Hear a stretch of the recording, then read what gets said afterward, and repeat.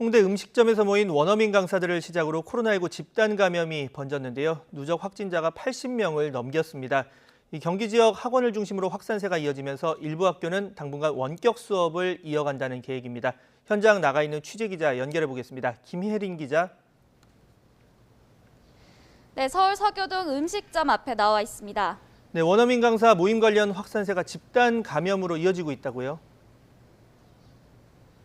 네, 그렇습니다. 이곳은 홍대 클럽이 모여있는 거리 주변 음식점 앞인데요. 경기 지역 어학원에서 일하는 원어민 강사들이 이곳에서 지난 19일 지인 모임을 가진 뒤 집단 감염이 번지고 있습니다.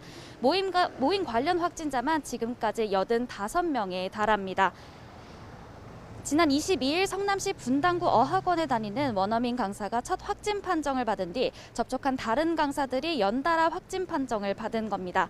첫 확진자가 나온 분당구 어학원에서는 지금까지 29명이 확진 판정을 받았습니다.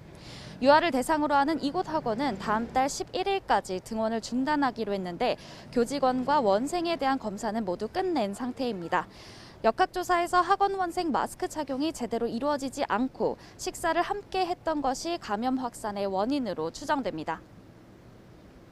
네, 파장도 짚어보겠습니다. 이번 집단 감염이 원어민 강사들이 근무하는 학원들로까지 번지면서 일부 학교도 원격 수업으로 전환한다, 이 같은 계획을 세웠다고요? 네, 그렇습니다. 성남 어학원을 포함해 경기 지역 5개 학원에서 원어민 강사 모임발 집단 감염이 이어지고 있습니다.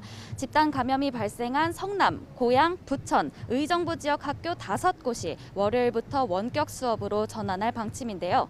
아직 교내 감염이 발생한 곳은 없습니다.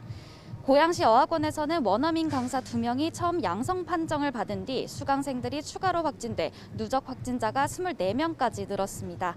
확진자는 대부분 어학원을 다니는 유치원생과 초등생들인데 수강생들이 다니는 학교 학생들을 대상으로 전수검사를 진행한 결과 모두 음성 판정을 받았습니다. 또 수강생 가족 등 밀접 접촉자들에 대한 검사가 진행 중이어서 관련 추가 확진자가 나올 가능성이 큽니다. 의정부와 부천에서도 학원 관련 확진자가 계속 나오고 있는데요. 의정부시에서는 2개 어학원에서 감염이 번졌습니다. 각 어학원의 원어민 강사들이 모임에 참석해 지난 24일 확진 판정을 받은 뒤 지금까지 파악된 누적 확진자만 14명입니다. 부천시 어학원에서도 원어민 강사가 최초 확진된 뒤 다른 강사 1명과 학생 8명이 추가 확진 판정을 받았습니다. 이처럼 경기 지역 학원을 중심으로 확산세가 지속되자 방역당국은 당시 모임 참석자를 찾는 등 역학조사를 벌이는 데에 주력하고 있습니다. 방역당국은 최근 확산세가 빠른 델타 변이 바이러스 감염자도 있는지 등을 찾아보고 있습니다. 지금까지 서울 서교동 음식점에서 YTN 김혜린입니다.